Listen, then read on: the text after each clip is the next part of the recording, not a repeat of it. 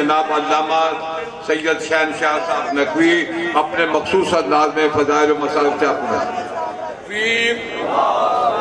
نعرہ رسالت، نعرہ رسالت، حسینیت، حسینیت، یزیدیت، یزیدیت، محمد و آل محمد کے دشمن پہ لعنت، نعرہ حیدری،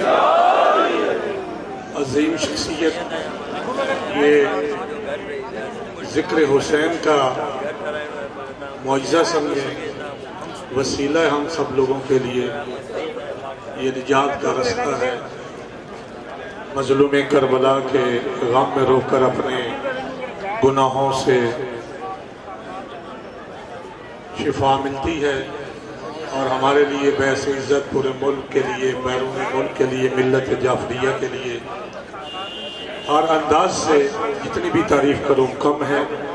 علامہ صاحب تشریف فرما ہے۔ نعرہ تکبیر، نعرہ رسالت، حسینیت، یزیدیت، آل محمد کے دشمن پہ لعنت، دونوں ہاتھ بلند کر کے نعرہ حیدری۔ جناب قبلہ عزت امام شہنشاہ حسین نقوی صاحب سے گزارش ہے تشریف لائیں اور مولا کے فضائل مسائل بیان فرمائیں۔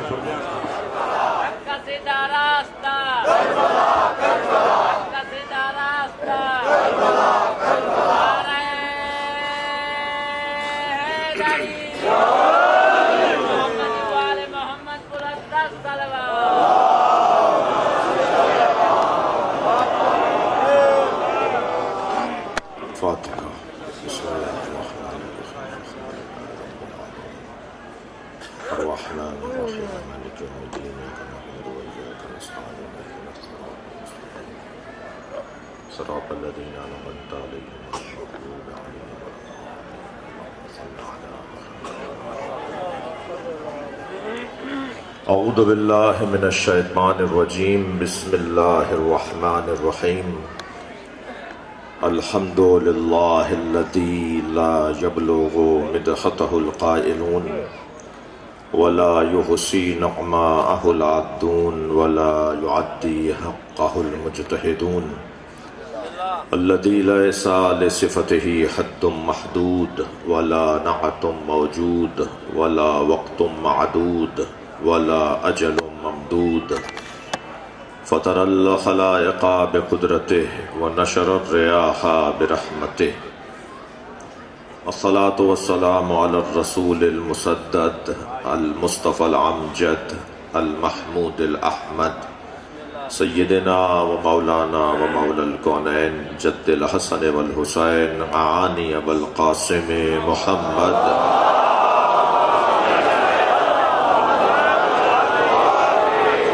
وآلہ الطیبین الطاہرین المعصومین الذین قال اللہ انما یرید اللہ لیذہب عنکم الرجس اہل البیت ویطہرکم تطہیرا،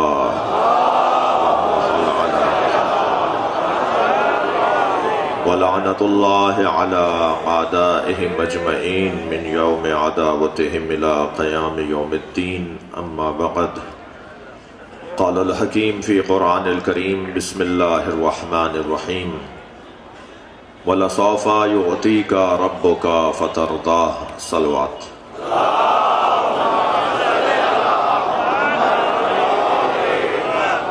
اس سے بلند اور بہتر صلوات۔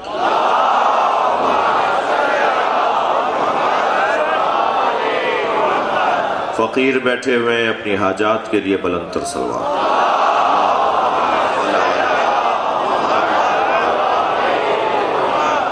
دعاؤں کی قبولیت کے لیے بلند تر صلوات۔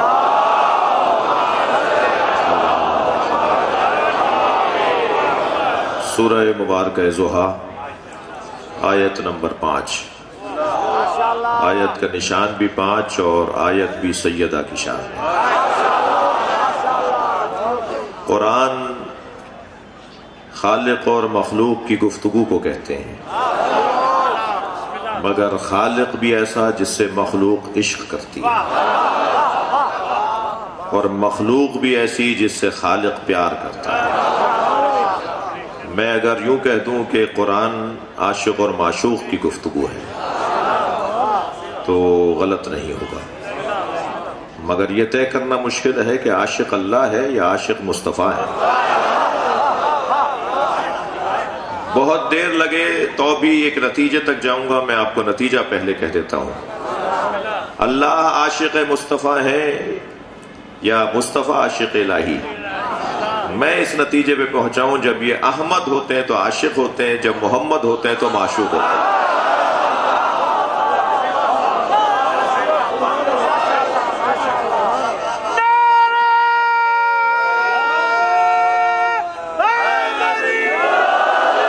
میرے نواب شاہ کے عزیزو، یہ بات ذہن میں رہے کہ اللہ سے عشق ہی محمد سے عشق ہے، اور سرکار سے عشق ہی علی سے عشق ہے۔ کوئی علی کا عاشق ہو ہی نہیں سکتا جب تک کہ نبی سے پیار نہ ہو، اور جس کو نبی سے پیار ہو جائے وہ خود بخود اللہ سے پیار کرتا ہے۔ ترتیب یہی ہے کہ بعد از خدا، خدا کے بعد نبی اور نبی کے بعد علی۔ ترتیب یہی ہے کہ خدا کے بعد نبی اور نبی کے بعد علی۔ اس ایک بات سے روشن کتاب کوئی نہیں۔ سب سے واضح پیغام یہ ہے کہ سب سے پہلا وجود اللہ کا وجود، کوئی مصطفی کلمہ گو سرکار کا نہیں ہو سکتا جو اللہ کو نہ مانتا۔ اس سارے گھرانے نے کام ہی ایک کیا ہے، پورے گھرانے نے ایک ہی کام کیا ہے کہ ہمیں اللہ سے آشنا کیا ہے۔ اور کون کہتا ہے کہ نبی نے علی نہیں پہنچائے؟ سرکار نے آخری سال میں جا کر غدیر کے میدان میں مولا علی کی ولایت کا اعلان کیا۔ اگر 63 برس تک علی علی کرتے تو شاید سب لوگ علی والے ہو جاتے۔ یہ سوچنے والا غلطی پر ہے۔ میں کہتا ہوں کہ نبی نے ساری زندگی دو ہی پیغام پہنچائے، یا اللہ سمجھایا یا علی سمجھایا۔ جی، ساری زندگی یا اللہ سمجھایا یا علی سمجھایا۔ فرماتے ہیں ما عرف اللہ الا انا والی، اللہ کو کوئی جان ہی نہیں سکتا سوائے میرے اور علی کے۔ ما عرفنی الا اللہ والی، اور مجھ محمد کو کوئی نہیں پہچان سکتا سوائے اللہ کے اور علی کے۔ وما عرف علیا الا اللہ وانا، اور علی کو کوئی نہیں جان سکتا، اور اگر علی کو جانتا ہے تو اللہ جانتا ہے یا میں محمد جانتا ہوں۔ تھکے ہوئے تو نہیں آپ حضرات؟ بس اگر مجھے اللہ کی معرفت حاصل کرنی ہے تو مجھے نبی سے پوچھنا ہوگا یا علی سے، اور اگر مجھے نبی کی معرفت حاصل کرنی ہے تو ہمیں اللہ سے سمجھنا ہوگا یا مولا علی سے، اور اگر مولا علی کو سمجھنا ہے تو ہمیں قرآن پڑھنا ہوگا یا مصطفیٰ سرکار کا فرمان، تب ہمیں علی سمجھ میں آئیں گے۔ علی اللہ کی بارگاہ میں کیا کہتے ہیں؟ تھکے ہوئے تو نہیں ہے نا؟ بہت دیر سے عبادت میں ہے، مجھے آپ کا احساس بھی ہے۔ علی جب اللہ کی بارگاہ میں جاتے ہیں تو فرماتے ہیں الہی کفا بی فخرا ان اکون لک عبدا، یا اللہ مجھ علی کا سب سے بڑا فخر یہ ہے کہ میں تیرا بندہ ہوں۔ الہی کفا بی فخرا ان اکون لک عبدا، مجھ علی کا سب سے بڑا فخر یہ ہے کہ میں تیرا بندہ ہوں۔ الہی کفا بی عزا ان تکون علی ربا، اور علی کی سب سے بڑی عزت یہ ہے کہ تو علی کا رب ہے۔ مولا کی مناجات مکمل نہیں ہوئی، آگے فرماتے ہیں الہی انتا کما احب فاجعلنی کما تحب۔ اب میں تیسرے جملے کا ترجمہ بعد میں کروں گا اور چوتھے فقرے کا جملہ پہلے کروں گا۔ فرماتے ہیں الہی انتا کما احب فاجعلنی کما تحب، مجھے ایسا بنا دے جیسا تو چاہتا ہے۔ یہ چوتھا جملہ ہے، مگر جو تیسرا جملہ ہے وہ نبیوں کے ہاں سے بھی نہیں آیا۔ جو مولا علی کا فقرہ ہے وہ کسی نبی سے بھی نقل نہیں ہوا، دنیا کا کوئی ولی اس سوچ تک نہیں پہنچا جو علی مولا کی سوچ ہے۔ فرماتے ہیں یا اللہ مجھے ایسا بنا دے جیسا تو چاہتا ہے، اور تو ایسا ہی اللہ ہے جیسا میں چاہتا ہوں۔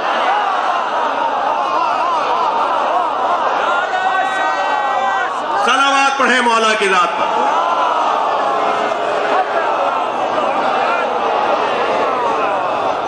یعنی جو مقام، جو معرفت اللہ کی علی بتا رہے ہیں وہ اتنی اونچی ہے کہ پھر جو اس معرفت تک پہنچ جائے تو پھر وہ ولی بن جاتا ہے۔ دنیا کا کوئی ولی نہیں ہے جب تک کہ ولی بننے کے لیے جب تک کہ وہ علی کے دروازے پر گھڑا نہ بھرے۔ اللہ اسے ولی بناتا ہے جو مولا علی سے سمجھے کہ اللہ کیا ہے۔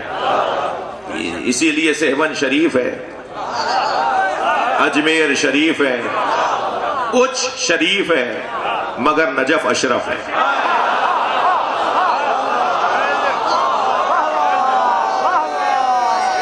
وہ سارے شریفوں کا مرکز شریف نہیں کہلائے گا، اشرف کہلائے گا۔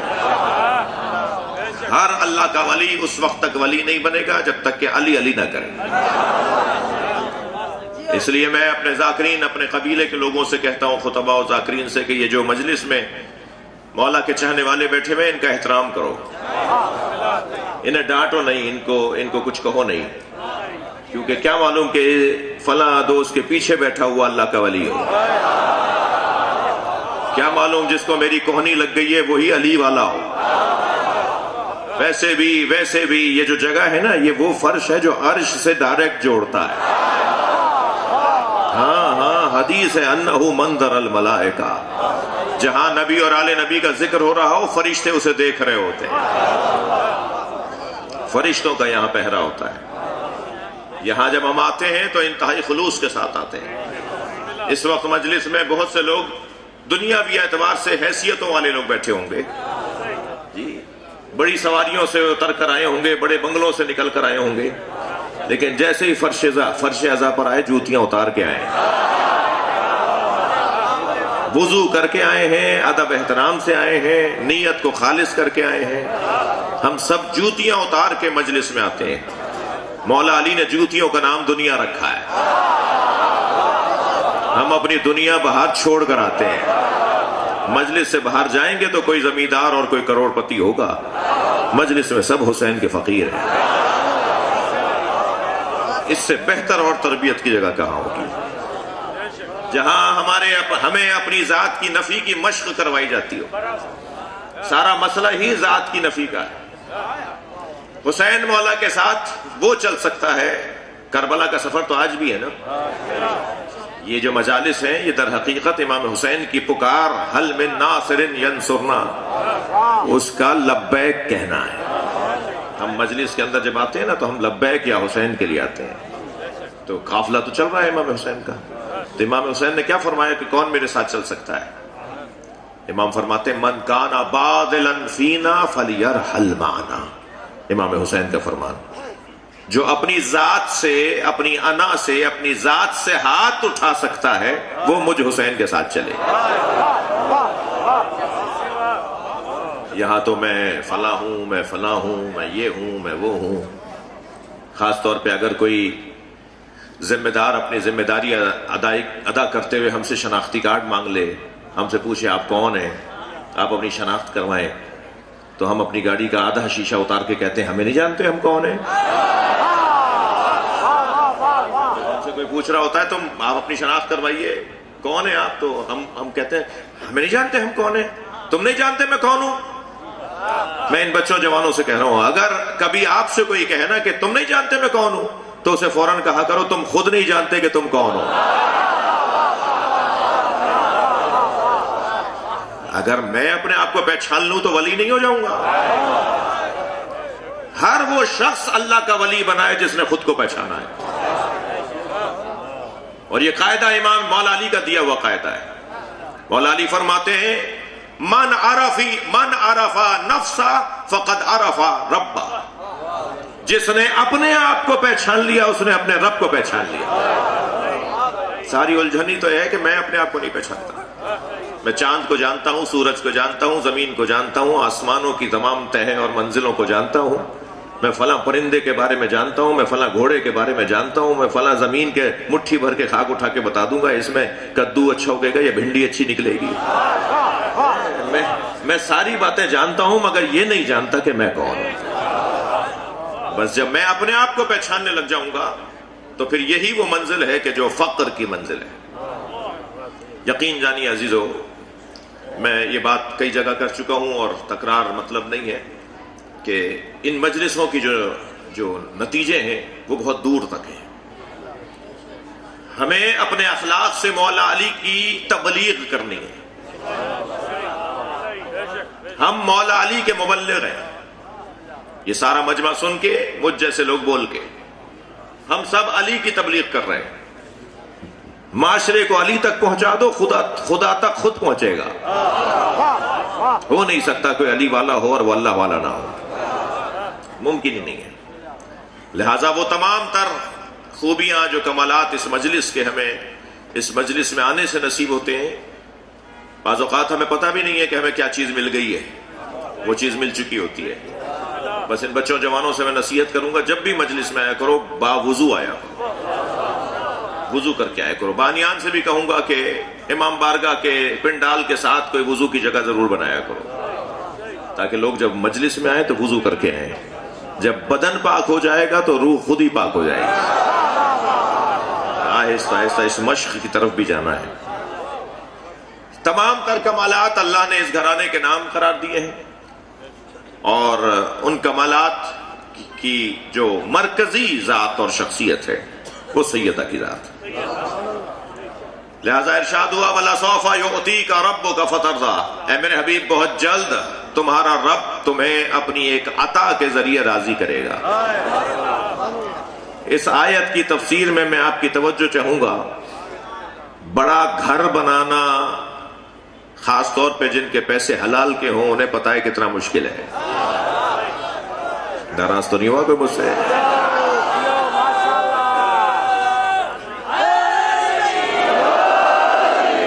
بڑی گاڑی خریدنا کتنا مشکل ہے, فیکٹری لگانا کتنا مشکل ہے, مگر اس سے زیادہ مشکل اس بڑے گھر کو سنبھالنا ہے. اس سے زیادہ مشکل اس بڑی گاڑی کو چلانا اور سنبھالنا ہے, اسے مینٹین رکھنا ہے. اس فیکٹری کو چلانا بنانے سے زیادہ مشکل کام ہے. میرے اور آپ کے پاس اگر پردادا کی میراث چلی آ رہی ہو تو ہم اس کی خاطر جان پر کھیل جاتے ہیں کہ میری چیز نہیں ہے, میرے دادا کی ہے. اور اگر دادا کی چیز بھی ان کی نہ رہی ہو بلکہ ان کے بھی دادا سے انہیں ملی ہو, تو جیسے جیسے وہ پرانی ہوتی چلی جائے گی ایسے ایسے اس کی قیمت بڑھتی چلی جائے گی. سرکار کے پاس 1,23,999 پیغمبروں کی محنتیں, اتنا سرمایہ تھا سرکار کے پاس, خود اپنا سرمایہ سارے نبیوں سے زیادہ.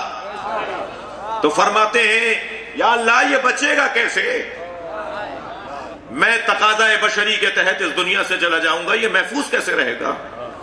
بار بار ذہن مبارک میں خیال آتا تھا یہ 1,24,000 نبیوں کی محنتیں محفوظ کیسے رہیں گی.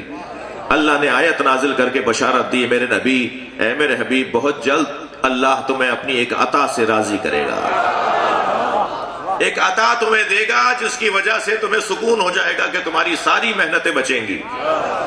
وہ اللہ نے جو بشارت دی تھی کہ وَلَسَوْفَ يُعْطِيكَ رَبُّكَ فَتَرْضَىٰ, بہت جلد تمہارا رب تمہیں اپنی ایک عطا کے ذریعے راضی کرے گا, یہ بشارت تھی. اور اس بشارت کا ثبوت آیا اِنَّا أَعْطَيْنَاكَ الْكَوْثَرَ, ہم نے تمہیں خیر ہی خیر فاطمہ عطا کر دی.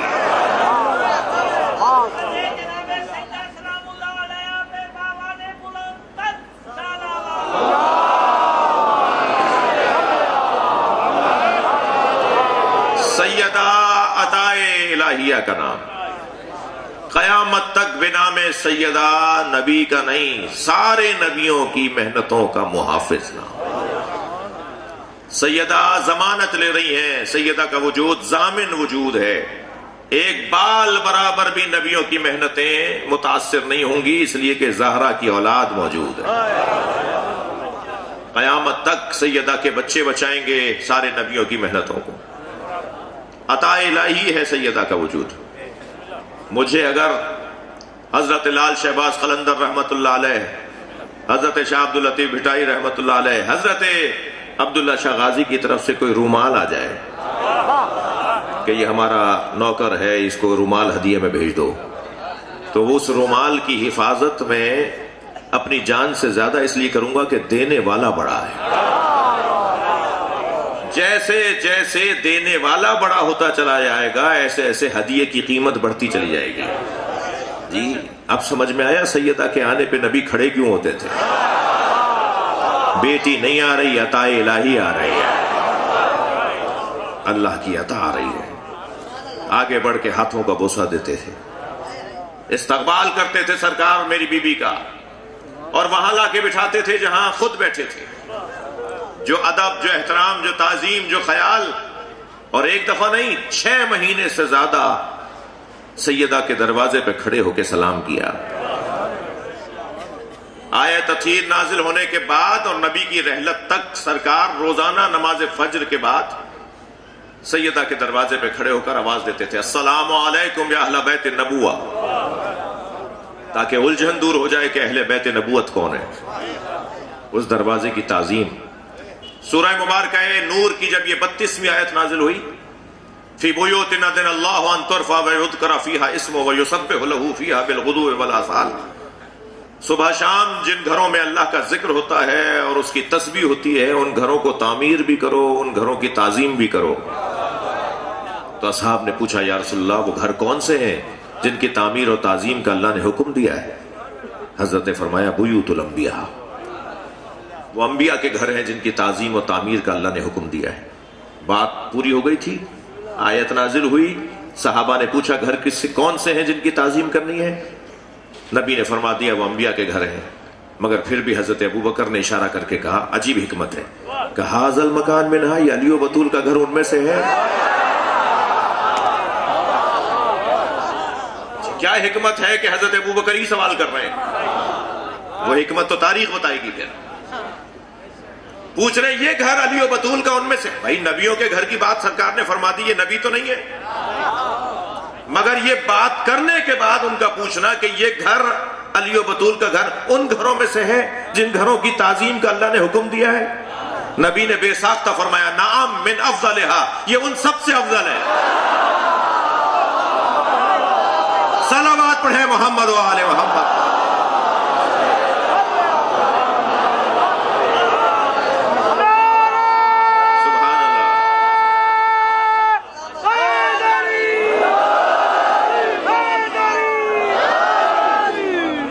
بطول کا گھر ان سارے گھروں سے افضل ہے. تھکے نہیں بیٹھے تو ایک جملہ کہہ رہا ہوں,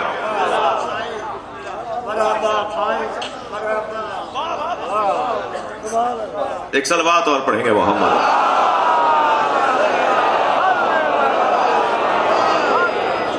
اس سے بلند اور بہتر صلوات. بھائی ایک جملہ ہدیہ کیے بغیر آگے نہیں جاؤں گا.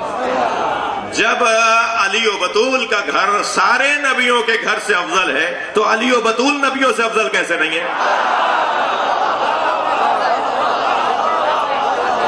2 اور 2 اور 4 کی بات ہے بھائی, اس میں کوئی بحث باقی رہ جاتی ہے؟ یہ گھر, جس گھر کی تعظیم اور جس دروازے پہ رک کے نبی نے ادب کیا, احترام کیا, تعظیم کی, اللہ اکبر, وہ بے نام فاطمہ ہے. نواب شاہ کی یہ تاریخی مجلس ہے. علامہ عرفان حیدر آبادی, شہید محسن نقوی, بہت سارے لوگ اس دنیا سے چلے گئے. میرے بھائی مولانا محمد عون نقوی, میں بھی 2013 اسی مجلس کو پڑھ کے جا رہا تھا جب میرا بڑا ایکسیڈنٹ ہوا. میرے 2 لوگ, میری گاڑی الٹ گئی, 2 جنازے گاڑی سے نکلے. میں کوئی 2 مہینے تک بستر پہ رہا.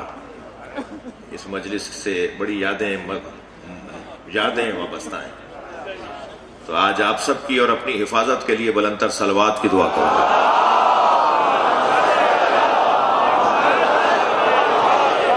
وہ جو 2 دوست میرے رحلت کر گئے, ایک ہمارا گاڑی سنبھالتا تھا, ایک ہمارا محافظ تھا, ان دونوں کی مغفرت کے لیے آپ سے گزارش ہے صلوات ہو.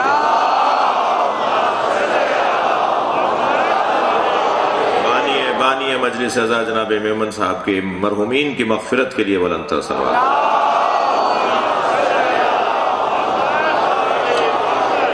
توجہ چاہوں گا عزیزو, ایک نواب شاہ والوں کو روایت ہدیہ کرنا چاہوں گا. اگرچہ صرف نواب شاہ کے دوست نہیں آئے ہوئے, دور دراز سے مومنین تشریف فرما ہے, مسلمین بیٹھے ہوئے ہیں, سنی بھائی آئے ہوئے ہیں. سنی ہماری جان, اور سندھ کا تو ہندو بھی مولائی ہے. ابھی میں نے اگر ہاتھ اٹھوا لیا نا تو 20-25 ہاتھ اٹھ جائیں گے کہ ہم ہندو ہیں. دیکھیے اٹھ گئے, 2-4 ہاتھ اٹھ گئے. تو یہ کس نے کہہ دیا کہ ہماری ہے کربلا؟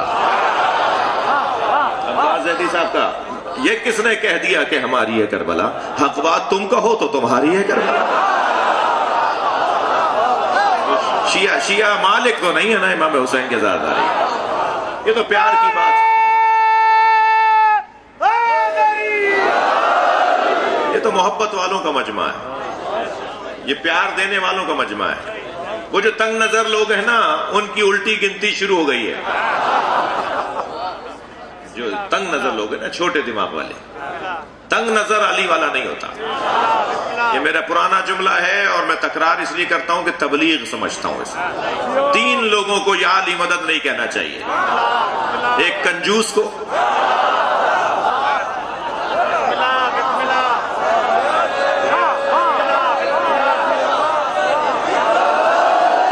کنجوس کا کیا تعلق علی سے؟ کالا رودڑا ہوا ہے، پانچے پھٹے ہوئے ہیں، جوتے ٹوٹے ہوئے ہیں، کون ہے یہ؟ نواب شاہ میں 5 دکانیں ہیں ان کی، جو اپنے اوپر پیسے نہیں لگاتا وہ مجلس کیوں کرے گا؟ جو اپنے اوپر پیسے نہیں لگاتا وہ امام بار کا وہ مسجد میں کیوں پیسے دے گا؟ کنجوسوں سے علی کا کوئی تعلق نہیں۔ اور یاد رہے 2 لاکھ دینے والا امیر نہیں ہوتا، 5 روپے مولا کی خاطر دینے والا سخی ہوتا ہے۔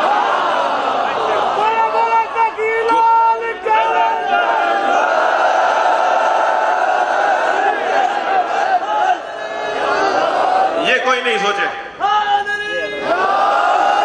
کہ میں 5 روپے دوں گا تو 5 روپے کا کیا ہوگا، نہیں بھئی، اللہ کے ہاں مولا کے ہاں گنا نہیں جاتا تولا جاتا،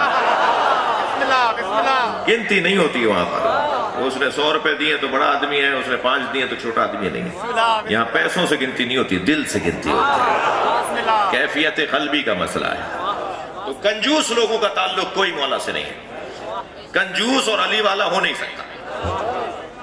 وہ جو ٹھیلا لگاتا ہے نا صرف 100 روپے بچائے، اسے 100 روپے بچا کے گھر لے جا رہا ہے، کسی طرح آٹا خریدتا ہوا لے جاؤں۔ مسجد سے آواز آئی مجلس ہو رہی ہے، وہاں پہنچ کر وہ 5 روپے ڈال کر آ گیا، وہ اس سے بہتر ہے جو 20 لاکھ میں سے 1000 روپے دے کر آیا ہے۔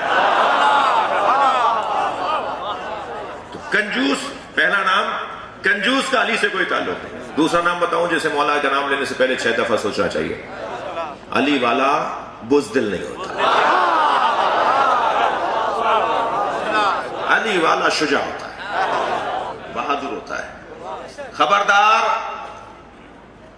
کسی سے بے جا فضول دبنے والا علی والا نہیں ہوتا۔ اگر قصور ہے، غلطی ہو گئی ہے تو ڈانٹ بھی کھانی پڑے گی، معافی بھی مانگنی پڑے گی، لیکن کوئی غلطی نہیں ہوئی، میں حق پر بھی تھا، اگر کوئی غلط ڈانٹ رہا ہے، دبا رہا ہے تو علی کا نام لے کے شجاعت کا مظاہرہ کرو۔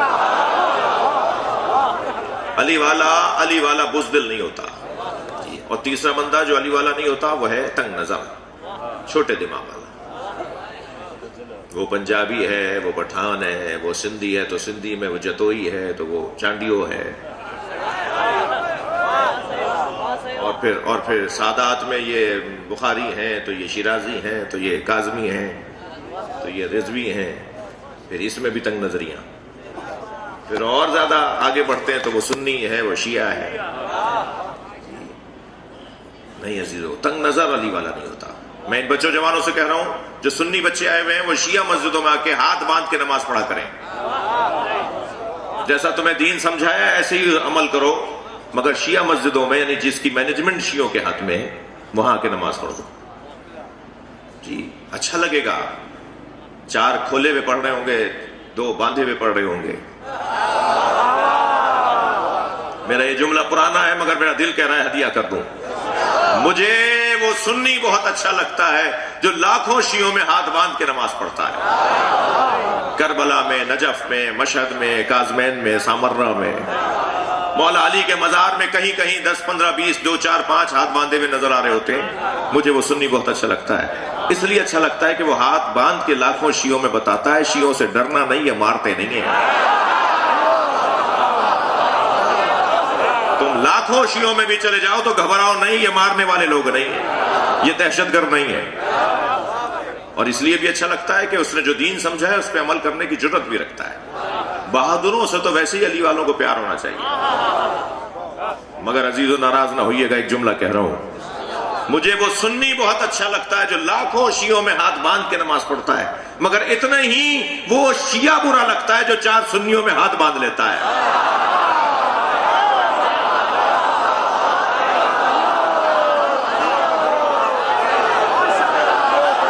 کوئی پشیمان ہو، نادم ہو، گھبرا رہے ہو کہ علی والے ہو، سینہ ٹھوک کے کہو کہ علی والا ہو۔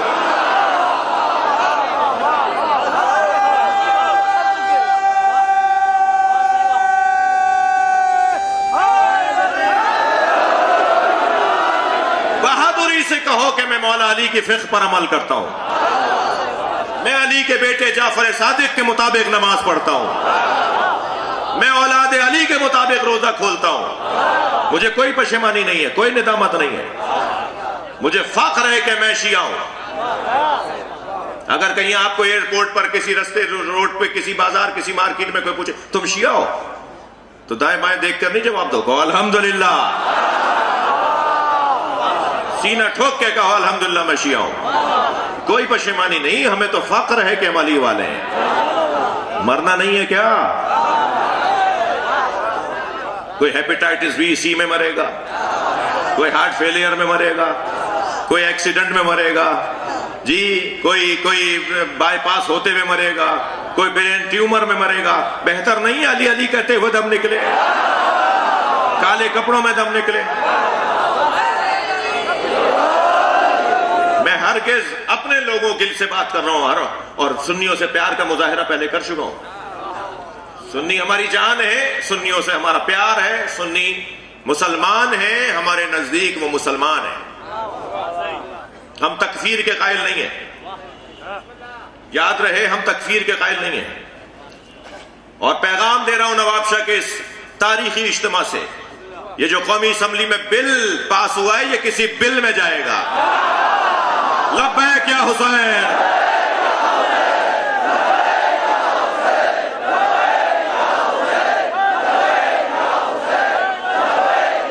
بلند تر صلوات محمد و آل محمد۔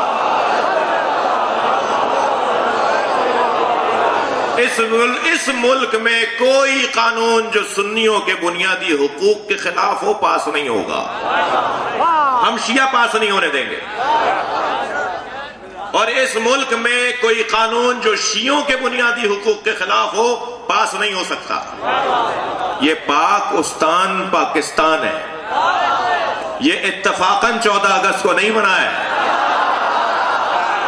اللہ کے ارادے سے بنا ہے، یہ اتفاقاً محمد علی اور فاطمہ نے نہیں بنایا ہے، اللہ نے ان سے کام لیا ہے، یہ سنیوں کا بھی ہے اور یہ شیعوں کا بھی ہے، اور مولا علی کی وصیت کے مطابق یہ غیر مسلموں کا بھی ہے۔ مولا علی نے مالک اشتر کو جب حاکم بنا کر بھیجا تو فرمایا وہاں تمہارے یا دین میں تمہارے بھائی ہیں یا انسان ہونے میں تمہارے بھائی ہیں، لہذا دینی بھائی کے اعتبار سے سنی ہمارے بھائی، شیعہ ہمارے بھائی، شیعہ کا شیعہ بھائی، سنی کا سنی بھائی، سنی کا شیعہ بھائی، شیعہ کا سنی بھائی۔ مگر ہندو، عیسائی، یہودی، صہیونی یہودیوں کی بات نہیں کر رہا، فسادیوں کی، جی یہ انسان ہونے کے ناطے ہمارے بھائی ہیں۔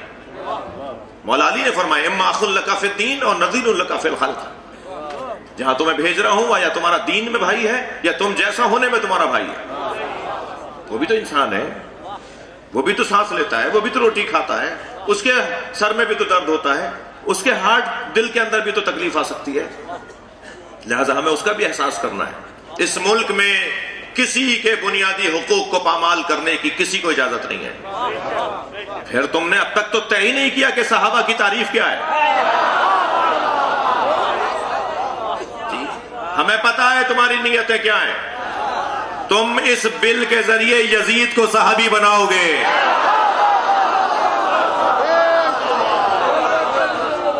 ناراض ہو رہے ہیں آپ، صفا تو نہیں ہو رہے ہیں آخر تک میرے دوست۔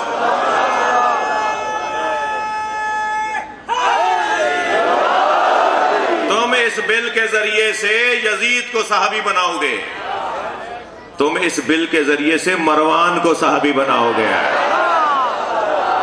تمہارے ارادوں کا ہمیں پتا ہے، مگر یاد رہے جب تک شیعوں کا عزاداروں کا ایک بچہ بھی زندہ ہے یزید لعنتی رہے گا.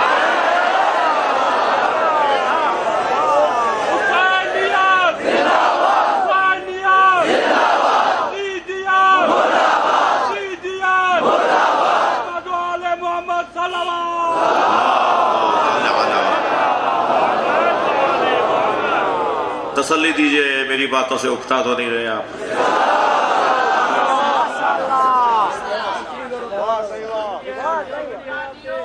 اس ملک کے اندر سب کو جینے کا حق ہے، اور ہم سب کا خیال کرتے ہوئے چاہتے یہ ہیں کہ سب ہمارا خیال کریں.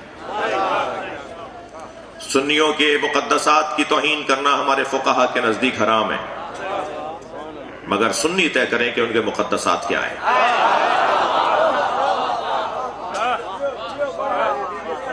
جو آپ کے نزدیک اختلافی لوگ ہیں، وہ جب آپ کے ہاں مقدس نہیں ہے تو پھر ہم مقدس کیسے مانیں؟ اہل سنت طے کریں. ہاں، جو شخصیات ان کے نزدیک معتبر ہیں ان کی توہین کرنا ہمارے فقہا اجازت نہیں دیتے، مگر یاد رہے بنی امیہ کی تعظیم ہم نہیں کریں گے. جنہوں نے بھی اہل بیت سے کھل کر دشمنی کی ہے ان سے ہمارا کوئی تعلق نہیں ہے. ہم ان کے نام بھی نہیں بتانا چاہتے، اس لیے کہ نام بتا دیں گے تو عبادت محدود ہو جائے گی.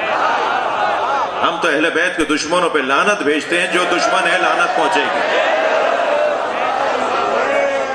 لعنت خود بخود پہنچے گی. یاد رہے کہ یہ وطن بڑی مصیبتوں سے، بڑی مشکلات کے بعد، بڑی محنتوں کے بعد، بڑی قربانیوں کے بعد حاصل ہوا ہے. جس طرف اس ملک کو لے جانے کی کوششیں ہو رہی ہیں وہ ہم سب کو نظر آ رہا ہے. پاکستان کو اسرائیل اور امریکہ کی کالونی نہیں بننے دیں گے. کوششیں یہی ہیں کہ کسی طرح اتنا اس کا حال خراب کر دیا جائے کہ پھر اسے کوئی کرائے پہ لے لے. لیکن اس مجلس کے توسط سے، اس ذکر اور توسل کے توسط سے، یہ دعاؤں کا مجمع ہے نا. اس وقت ہم دعا کے لیے بیٹھے ہیں. یہ جب ہم اہل بیت کے ذکر میں آتے ہیں تو ہم دعا کے لیے آتے ہیں. ہم سب اس کیفیت میں جو خضوع و خشوع کی کیفیت ہے، میں آپ سے کہوں گا دل کی گہرائیوں سے پاکستان کی بقا، سالمیت، اس کی موجودہ جو حالت اور حالات ہیں اس سے اس کو نکل کر بہتری کی طرف آنے کی دعا کے لیے جتنی ممکن ہو دل اور خلوص اور سچائی اور بلند آواز سے صلوات ہدیہ کریں.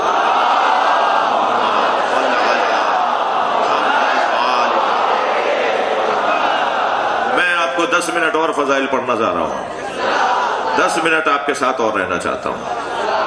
نبی مکرم مولا امام جعفر صادق فرماتے ہیں، راوی ہیں سدیر سیروفی، راوی ہیں مولا صادق کے خاص صحابی سدیر سیروفی. وہ کہتے ہیں میں نے امام سے فرمایا، میں نے عرض کی مولا مجھے کچھ عطا کریں. فرمایا کیا چاہتے ہو؟ کہا سیدہ کے فضائل بتائیں. امام ششم سے ان کے ایک صحابی نے سیدہ کے فضائل مانگے. مولا مسکرائے اور فرمایا میں نے اپنے بابا سے سنا اور انہوں نے اپنے بابا سے سنا، اور انہوں نے اپنے بھائی سے سنا اور انہوں نے اپنے بابا سے سنا، اور انہوں نے رسول اللہ سے سنا. جتنے راوی ہیں سب معصوم ہیں. اس حدیث کو کہتے ہیں حدیث سلسلۃ ذہب، سونے کی کڑیوں والی حدیث. سارے راوی معصوم. میں نے اپنے بابا اور انہوں نے اپنے بابا معصوم اماموں سے سب نے سنا، اور انہوں نے رسول اللہ سے سنا کہ رسول اللہ نے فرمایا خلق فاطمۃ قبل ان يخلق الارض والسماء وقبل ان يخلق الآدم بألف سنہ، بألف عام. اللہ نے فاطمہ کے نور کو زمین اور آسمان کی خلقت سے پہلے بنایا. بھئی تھوڑا یہ فضائل جناب زہرا کا ایک حدیث سنانے جا رہا ہوں. اللہ نے سیدہ کے نور کو زمین اور آسمان بنانے سے پہلے بنایا. پھر فرمایا اللہ نے سیدہ کے نور کو آدم کی خلقت سے 2000 سال پہلے بنایا. سوال فوراً ذہن میں آیا ایک صحابی محترم کے، یا رسول اللہ جب سیدہ کا نور آسمانوں اور زمینوں سے پہلے بنا ہے تو اس وقت سیدہ تھی کہاں؟ نہ زمین نہ آسمان، تو سیدہ تھی کہاں اس وقت میں جب اللہ نے سیدہ کے نور کو بنایا؟ تو مولا نبی مسکرایا اور فرمایا تحت حقت تحت العرش، کانت تحت حقت العرش، فاطمہ عرش کے نیچے ایک بنی ہوئی جگہ میں تھی، عرش کے نیچے بنی ہوئی ایک جگہ میں۔ صحابی نے سوال کیا یا رسول اللہ، اس وقت فاطمہ کا وجود جو عرش کے نیچے بنی ہوئی ایک جگہ میں قرار دیا گیا، اس وقت فاطمہ کی غذا کیا تھی؟ بھائی سوال کرنے والے کا احسان کہ وہ روایت بنی اور پھر آج بیان ہو رہی ہے۔ یا رسول اللہ اس وقت سیدہ کی غذا کیا تھی؟ سیدہ کھاتی کیا تھی؟ نبی مسکرایا اور فرمایا سیدہ کی 4 غذائیں تھیں، التسبیح ہو و تقدیس ہو و تحلیل ہو و تحمید۔ فاطمہ 4 غذاؤں سے غذا لیتی تھی، 4 غذائیں تھی فاطمہ کی، میری بچی کی، التسبیح، التقدیس، التحلیل، التحمید۔ میں اگر اپنی زبان میں سے کہوں تو نبی نے فرمایا میری فاطمہ کی پہلی غذا سبحان اللہ، میری فاطمہ کی دوسری غذا اللہ اکبر، میری فاطمہ کی تیسری غذا لا الہ الا اللہ، میری فاطمہ کی چوتھی غذا الحمدللہ۔ یہ میری فاطمہ کی غذائیں تھیں۔ سبحان اللہ سیدہ کی غذا خلقت سے پہلے عالم انوار میں۔ سبحان اللہ کا مطلب کیا ہے؟ روزانہ ہی پڑھتے ہیں نا سبحان اللہ، تو تھوڑی تشریح کر دوں۔ سیدہ کی غذاؤں کو سمجھنا تو میرا اور آپ کا کام ہے نا، بی بی کے معرفت میں اضافہ ہوگا۔ جی سبحان اللہ، جگہ دے دو، سبحان اللہ سیدہ کی غذا۔ سبحان اللہ کا کیا مطلب ہے؟ تھوڑا سا ساتھ دیجئے میرا۔ سبحان اللہ، اللہ کو تمام نقائص سے اور عیوب سے منزہ ماننا، اسے کہتے ہیں سبحان اللہ۔ ہمارا اللہ کسی نقص اور کسی عیب سے نہیں جڑا ہوا، یہ ہے سبحان اللہ کا مطلب۔ تقدیس یعنی اللہ اکبر۔ اللہ اکبر کا کیا مطلب ہے؟ اللہ اکبر سیدہ کی غذا، تقدیس اللہ اکبر۔ اللہ اکبر کا کیا مطلب ہے؟ بھئی صبح شام اللہ اکبر بولتے ہیں نا، تو مثلا ابھی میرے بھائی نے آواز دی اللہ بہت بڑا، اللہ اکبر، اللہ ہر شے سے بڑا۔ جیسے ہی کسی نے میرے معصوم امام سے پوچھا مولا ما معنی اللہ اکبر، اللہ اکبر کے معنی کیا ہے؟ مولا نے فرمایا لوگ کیا سوچتے ہیں؟ کہ لوگ سوچتے ہیں، جب بھی آواز آئی مجھے، لوگ سوچتے ہیں کہ اللہ اکبر من کل شے، اللہ ہر شے سے بڑا ہے۔ امام نے فرمایا معاذ اللہ، اللہ ہر شے سے بڑا کہنا اللہ اکبر کو معاذ اللہ، اس کا مطلب ہے تم کوئی شے مانتے ہو جس کا مقایسہ اللہ سے ہو رہا ہے؟ تم اللہ کے ساتھ کسی کو کچھ مانتے ہو، مقایسہ کرتے ہوئے کہہ رہے ہو وہ بھی ہے اور اللہ ان سے بڑا ہے۔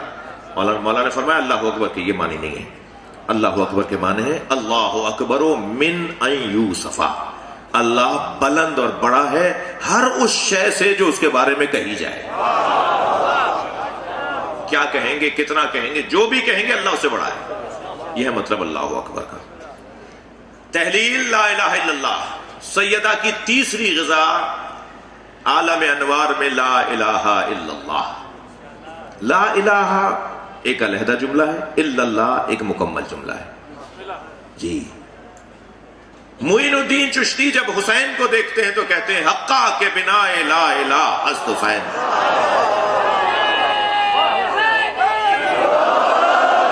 یہ حضرت معین الدین چشتی نے آدھا کلمہ نہیں پڑھا کہ اگر پورا پڑھتے تو مصرع بگڑ جاتا، مصرع سیدھا کرنے کے لیے آدھا کلمہ نہیں پڑھا ہے۔ ان کی دید ہی حسین کے لیے ایسی ہے، وہ حسین کو انکاری نگاہوں سے دیکھتے ہیں، باطل سے ٹکرانے والا حسین۔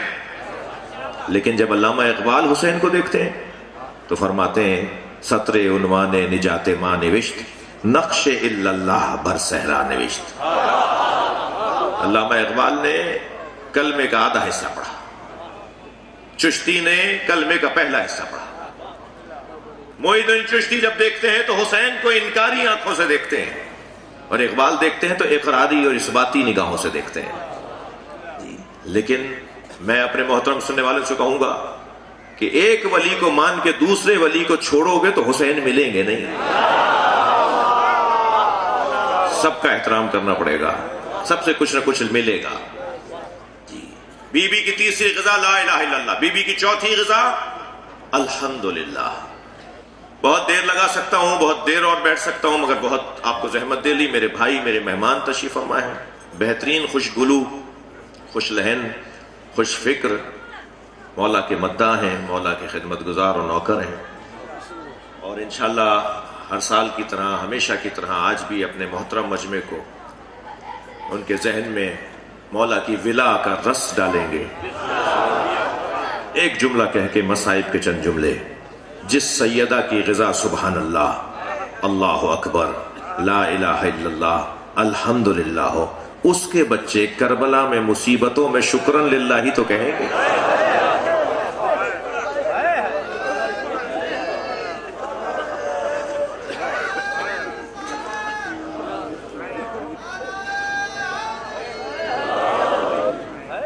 کربلا میں 9 ایسی مصیبتیں آئیں جو آسمان گرتا اور زمین پھٹتی، مگر جب آسمان گرنے لگتا تھا اور زمین پھٹنے لگتی تھی تو جس پر مصیبت آئی ہوتی تھی نا، وہ سجدے میں سر رکھ دیتا تھا. شکرن للہ، یا اللہ تیرا شکر ہے. تو جس کی محبت میں اللہ عذاب اتارتا وہی راضی ہے، وہی خوش ہے، وہی شکر اللہ کا ادا کر رہا ہے. سنیں گے زدارو، جس امام سجاد نے ایسے ایسے لاشیں دیکھے ہو، اس نے شام غریبہ سے صبح 11 محرم تک ایک سجدے میں رات کاٹی ہے. اجرکم اللہ، اجرکم اللہ. جو رونے آئے اپنی آوازوں کو آزاد کریں گے. جب آپ بلند آواز سے روتے ہیں نا، امام جعفر صادق دعا دیتے ہیں، یا اللہ یہ ہمارے عمر کو زندہ کر رہے ہیں. امام محمد باقر تو ہر مجلس کے بعد مصلی بچھا کے 2 رکعت نماز پڑھ کر ہاتھ اٹھا کر رونے والوں کے لیے دعا کرتے ہیں. اجرکم اللہ، اللہ آپ کو کسی غم میں نہ رلائے. جب جناب قاسم کا لاشا لائے تھے نا امام حسین، ہوتا یہ تھا جب بھی حسین مولا کوئی لاشا لاتے تھے نا شہید کا، تو اس شہید سے وابستہ بی بی آگے بڑھ کر استقبال کرتے تھے.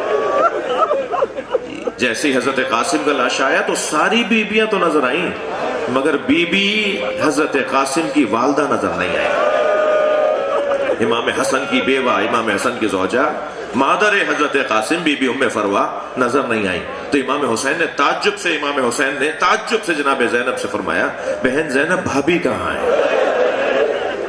تو جناب زینب نے جب بیویوں میں دیکھنا شروع کیا تو ایک بی بی کی آواز آئی. جب قاسم کی شہادت کی خبر آئی تھی تو ام فروا پشت خیمہ پر گئی تھی، خیمے کے پیچھے گئی تھی. اب جناب زینب نے جا کر دیکھا تو کیا دیکھا؟ پیشانی سجدے میں ہے، اور جناب ام فروا تسبیح پڑھ رہی ہے، شکرن شکرا حقا حقا. یا اللہ تیرا شکر ہے، تو نے میری قربانی قبول کر لی. اجرکم اللہ، اجرکم اللہ. حق ہے بلند آواز سے رونا. جیسے ہی سجدہ مکمل ہوا، جناب زینب کی آواز آئی، بھابی آپ کو حسین بلا رہے ہیں. آئیں وہاں جہاں بچے کا لاشا رکھا ہوا تھا. پہلے تو اپنے بچے کا پامال لاشا دیکھا، ٹکڑے ٹکڑے لاشا، جوڑ جوڑ علیحدہ لاشا. لاشے کو غور سے دیکھ کر امام حسین کی طرف نگاہ دوڑ اٹھائی اور فرمایا، بھائی حسین مجھے قاسم کا کرتا دے دو. امام حسین نے نہیں پوچھا کہ بھابی اس کرتے کا کیا کریں گے آپ، جو گھوڑوں کی ٹاپوں سے چاک چاک ہو گیا، جو کرتا تار تار ہو گیا، جو خون بھرا کرتا ہے. مگر ماں کی آرزو تھی، ماں بھی وہ جس نے اس بچے کو پال کر یہاں تک پہنچایا ہے. کچھ ہی دیر میں وہ خون بھرا تار تار کرتا امام حسین نے جناب ام فروا کو دے دیا. بی بی نے اسے اپنے خیمے میں لے جا کے رکھ دیا. اسی دن عاشور کے دن عصر کے وقت میں خیمے لوٹے. 11 محرم کو یہ لٹا ہوا قافلہ کوفہ گیا.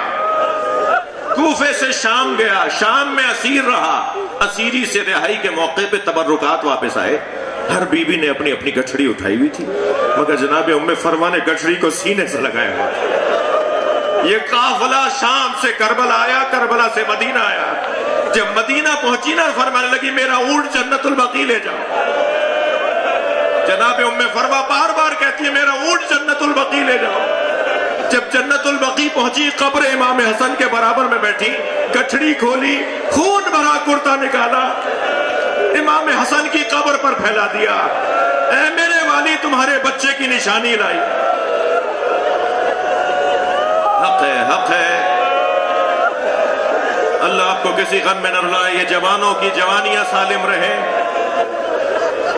لاشیں تو امام حسین نے عزاداروں بہت اٹھائے، بلکہ حق ہے کہ میں کہوں کہ سارے لاشیں خود حسین نے اٹھائے، مگر سنیں گے ایک لاشا چھوٹا بہت تھا اور حسین سے اٹھتا نہیں تھا۔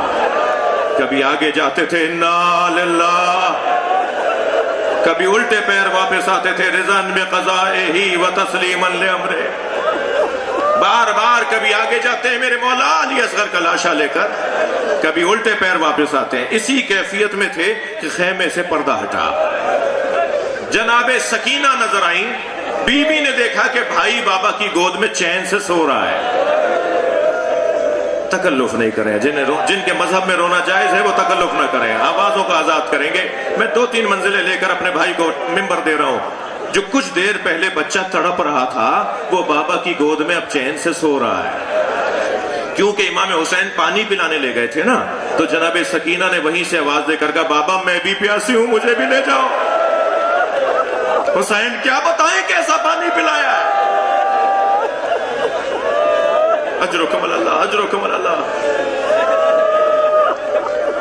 2 سال پہلے 6 محرم کو ایک جوان نے آ کر مجھ سے کہا مولانا میں مچھلی خرید کر لایا۔ میں نے اپنی بہن سے کہا مجھے مچھلی تل کے دے دو، تو دادی کی آواز آئی محرم میں مچھلی نہیں کھاتے۔ تو میں نے کہا دادی حلال ہے، حلال تو محرم میں بھی حلال ہے۔ تو انہوں نے کہا جاؤ جا کے فلاں مولانا سے میرے لیے کہا جا کے ان سے پوچھ کر آؤ۔ تو مولانا آپ بتائیں میں مچھلی کھاؤں یا نہیں کھاؤں؟ وہ جب پوچھ رہا تھا نا تو میں رو رہا تھا۔ میں نے کہا میں اتنا بڑا عالم نہیں ہوں، اپنی دادی کی بات مان لو، مجھے اس مسئلے کا جواب نہیں آتا، جو دادی کہہ رہی ہیں مان لو۔ کہنے لگا مجھے سمجھ میں نہیں آ رہی بات۔ میں نے کہا تمہاری دادی سچ کہہ رہی ہے، حسین نے علی اصغر کے تڑپنے کو مچھلی کے تڑپنے سے تعبیر کیا۔ اما ترونا کیف یتلذا، دیکھ نہیں رہے میرا بچہ مچھلی کی طرح منہ کھولتا ہے اور بند کرتا ہے۔ اجرکم اللہ، اجرکم اللہ۔ مجلس ہو گئی، میرے حصے کا بیان مکمل ہو گیا، ایک منزل اور آگے آ جائیے۔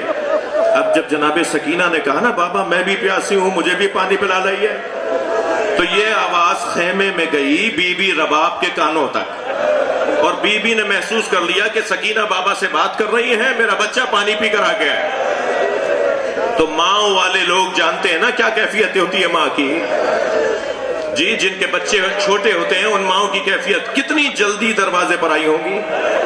امام نے آتے ہوئے رباب کو دیکھا، الٹے پیر ہٹتے ہوئے فرمانے لگے رباب بتاؤ میں کون ہوں۔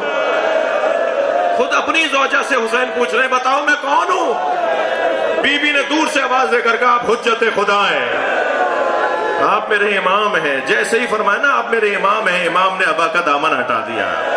ماں نے خون میں لت پت بچہ دیکھا، ننے ننے لبوں کا بوسہ دیا اور ایک ہی جملہ کہا اے میرے لال، عرب تو اونٹنی کے بچے کو بھی نہر نہیں کرتا، کیا تجھ جیسوں کو نہر کیا جاتا ہے؟